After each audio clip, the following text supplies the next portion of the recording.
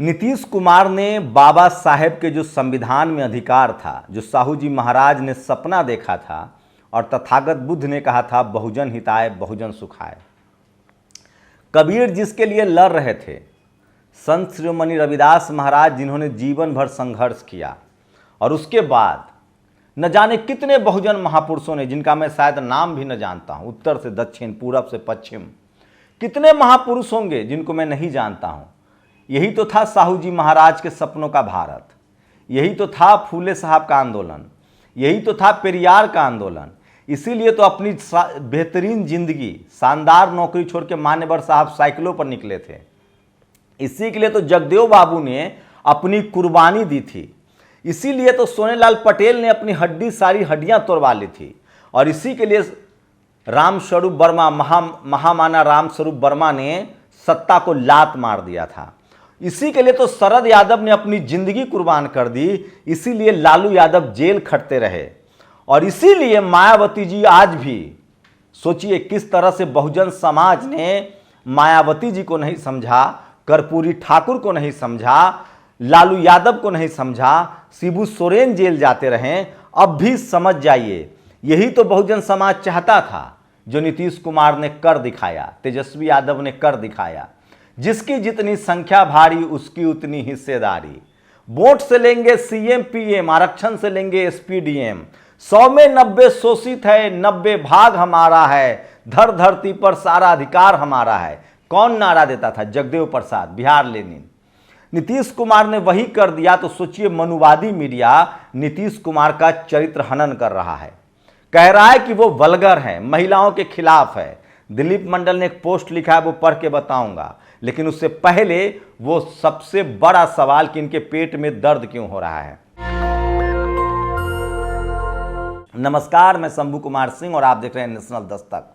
यही तो था भारत का बहुजन आंदोलन का सपना, जिस सपने को साहू जी महाराज ने सबसे पहले कोल्हापुर में अमली जामा पहनाया था। यही था तो वो सपना जिसको पेरियार चाहते थे। यही सपना था जिसको बिरसा मुंडा चाहते थे। यही वो सपना था जिसको संविधान सभा में जयपाल मुंडा और बाबा साहेब अम्बेडकर ने संवैधानिक रूप दिया था।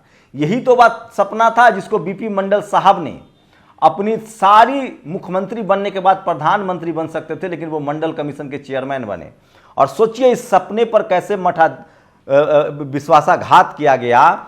जब मंडल कमीशन लागू हुआ तो यही आडवाणी, यही नरेंद्र मोदी और आरएसएस और कांग्रेस का समर्थन पर रथ यात्रा लेकर निकला था। और आज फिर आरएसएस एक बड़ी साजिश कर रहा है। आरएसएस की गुजरात के भुज में बैठक हुई है और दत्तात्रेय हंसबोले, जो ब्राह्मण समाज से आते हैं, उसने कहा है कि हम गांव-गांव जाएंगे और जाति जनगणना के खिलाफ लोगों को एकजुट करेंगे, लोगों को मंदिर में बुलाएंगे। और वो कह रहा है कि हम भाईचारा बनाएंगे। भाईचारा का वो नाम देते हैं समरसता। अरे सर, हमें नौकरी चाहिए, हमें कलेक्टर एसपी बनना चाहिए। मैं बताता हूं समरसता, इनका समरसता कितना बड़ा झूठ है। ये कह रहे हैं कि आप मंदिर में सफाई कीजिए, ये कह रहे हैं हमारे यहाँ मजदूरी करो। मैं बता रहा हूं, प्रकाश अंबेडकर की पत्नी सवर्ण समाज से हैं। ये ऐसे आती है बराबरी, जब ताकत आएगी ना तो बराबरी आएगी। डॉक्टर उदित राज की पत्नी अपर कास्ट से हैं, ब्राह्मण समाज से हैं। ऐसे आती है ताकत, जब आईआरएस बनेंगे ना तो जाति खत्म हो जाएगी। ऐसे आती है ताकत। रामदास अठावले, उनकी पत्नी भी जनरल कैटेगरी से हैं। ऐसे आती है ताकत, जब सत्ता आएगी तो जाति खत्म हो जाती है। बाबा साहेब अम्बेडकर की भी पत्नी जो थी, दूसरी पत्नी, वो ब्राह्मण समाज से थी। ऐसे आएगी बराबरी। बराबरी मंदिर में आने से नहीं होगा, भाईचारा ऐसे नहीं आता है। भाईचारा आता है, बराबरी या दोस्ती बराबरी वालों से होती है।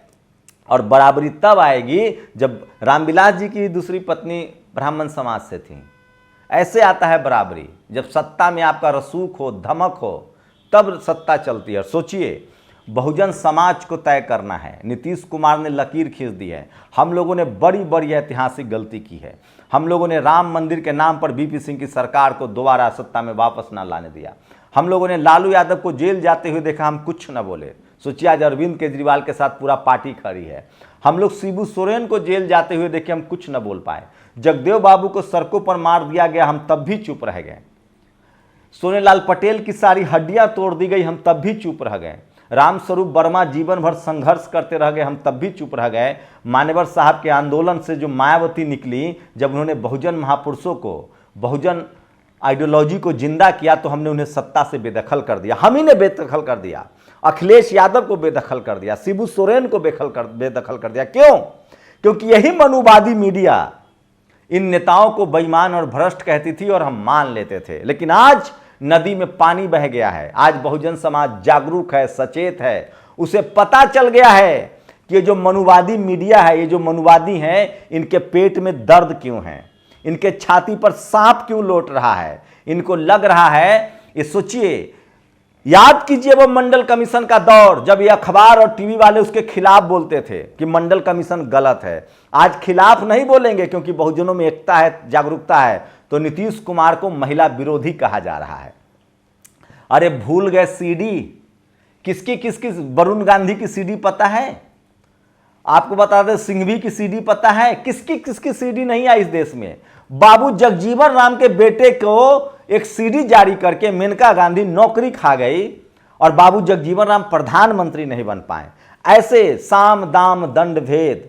केपी मौर्य के साथ, बीपी मौर्य के साथ क्या हुआ? आपके नेताओं को पहले इग्नोर किया जाता है, फिर उनको तब डराया जाता है, फिर उनको जेल में डाला जाता है, उसके बाद भी वो डटा रह जाए तो उसका चरित्र हनन किया जाता है। नीतीश कुमार ने जो ऐतिहासिक काम किया है, मैं फिर कह रहा हूं, बीएसपी सुप्रीमो मायावती के बाद अगर इस देश में बहुजन आंदोलन के लिए, बहुजन महापुरुषों के लिए, जाइए राजगीर, जाइए नालंदा, जाइए पटना, देखिए आज जीवन में पहली बार मैं बोल रहा हूं नीतीश कुमार के पक्ष में, क्योंकि जो ऐतिहासिक लकीर खींची है नीतीश कुमार ने, मैं हमेशा से, जब तक नीतीश कुमार बीजेपी के साथ रहे, मैं उनके साथ नहीं था। मैं हमेशा से सोशल जस्टिस की लड़ाई लालू यादव, जगदेव बाबू के रास्ते पर था। लेकिन देखिए जाके नीतीश कुमार का काम, राजगीर में वो बुद्ध सर्किट स्थल, जाके देखिए वो वास्तुकला कॉलेज, यूनिवर्सिटी जो बनवाए गए हैं, नालंदा से लेकर राजगीर तक। जाके देखिए पटना में सम्राट अशोक का वो बड़ा भव्य मूर्ति,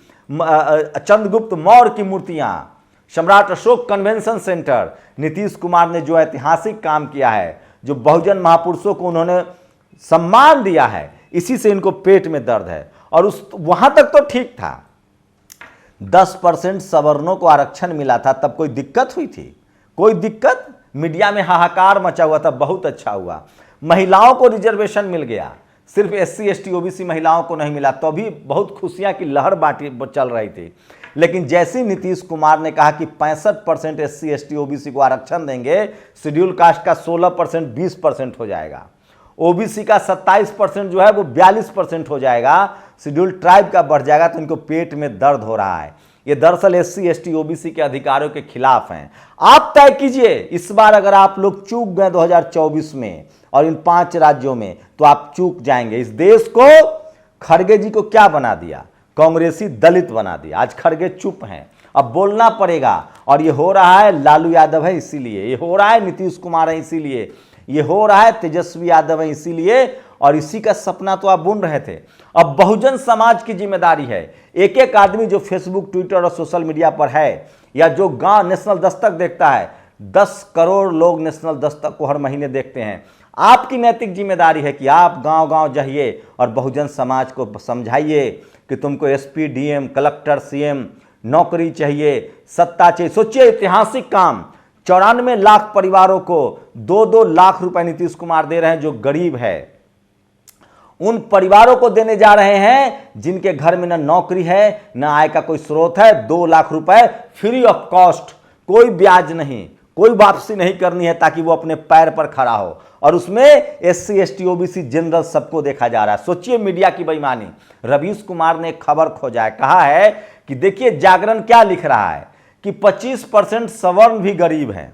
सोचिए मनुवादी मीडिया को 25% सवर्ण गरीब दिख रहा है और 75% SC ST OBC किसान गरीब तुमको नहीं दिख रहा है। आज चरित्र हनन किया जा रहा है। नीतीश कुमार का दिल देखिए, उन्होंने आज विधानसभा में कहा कि अगर मेरे शब्दों से किसी को आपत्ति हुई हो तो मैं माफी चाहता हूं। हो सकता है मेरा वे ऑफ कम्युनिकेशन ठीक न रहा हो, लेकिन मैं कहना यह चाह रहा हूं कि महिलाओं के हाथ में यह जिम्मेदारी है कि वो बच्चा पैदा करें या ना करें, क्योंकि प्रसव की पीड़ा एक महिला समझती है। बच्चे को महिला को पालना होता है। 4 साल से 5 साल 6 साल तक बच्चे के गीले बिस्तर पर महिला सोती है, कोई पुरुष नहीं सोता है। ये वो कहना चाह रहे थे। दिलीप मंडल ने ठीक ही कहा है कि वो वोमेन इंपावरमेंट का असली चेहरा नीतीश कुमार है।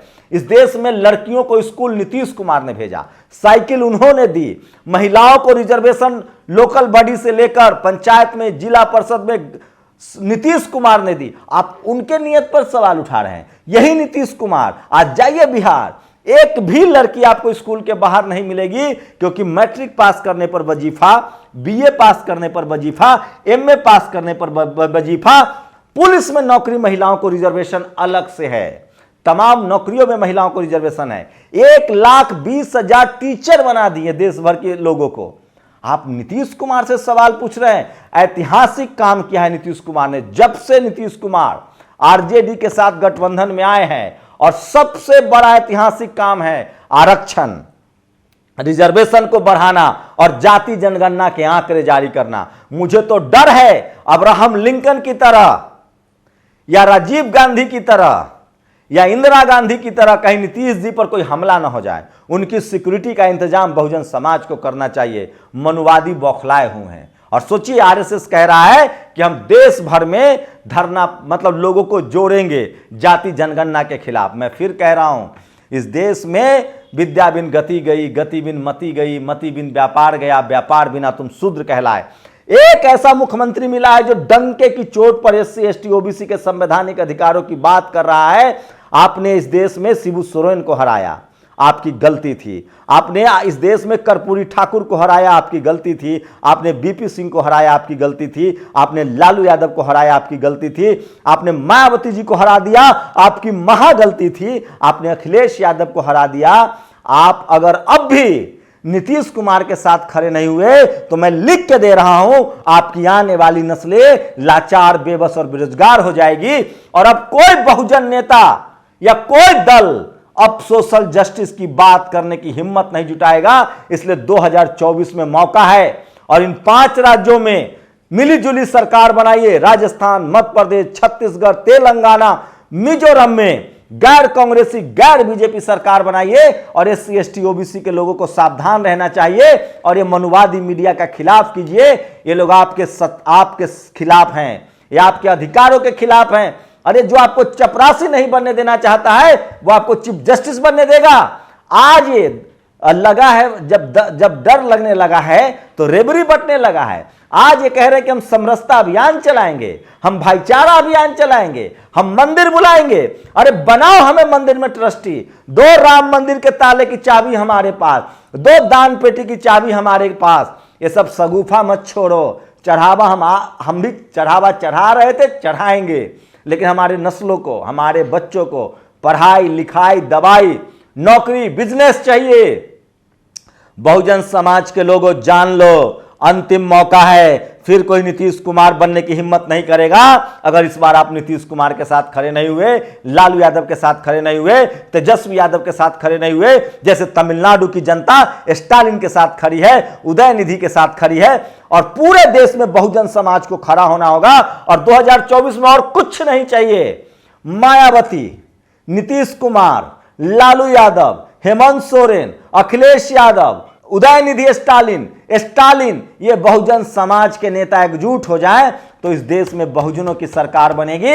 राजेंद्र प्रसाद सिंह कहते हैं कांग्रेस बीजेपी बड़ी पार्टी नहीं है, पैसे वाली पार्टी है, मालदार पार्टी है। अरे बड़ी पार्टी तो Sapa, Basapa, RJD, JMM, DMK है, जिसके करोड़ों अरबों संख्या 90 हमारा है। तो तुम्हारी पार्टी कैसे बड़ी हो जाएगी?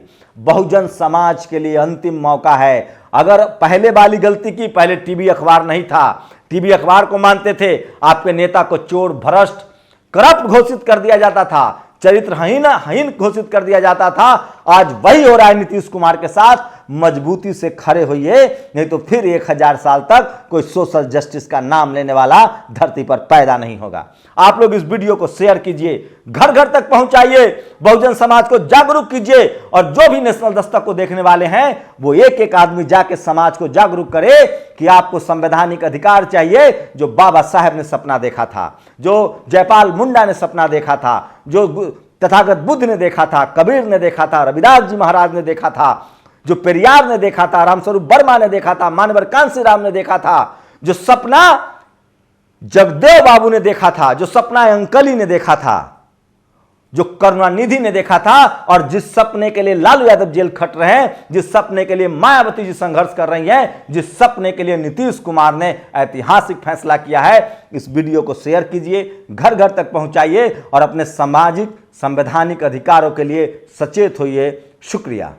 नेशनल दस्तक की आपसे गुजारिश है कि अगर इसको बचाना चाहते हैं तो नेशनल दस्तक को सब्सक्राइब करने के लिए रेड कलर के सब्सक्राइब बटन को दबाएं, फिर बेल आइकन की घंटी दबाएं।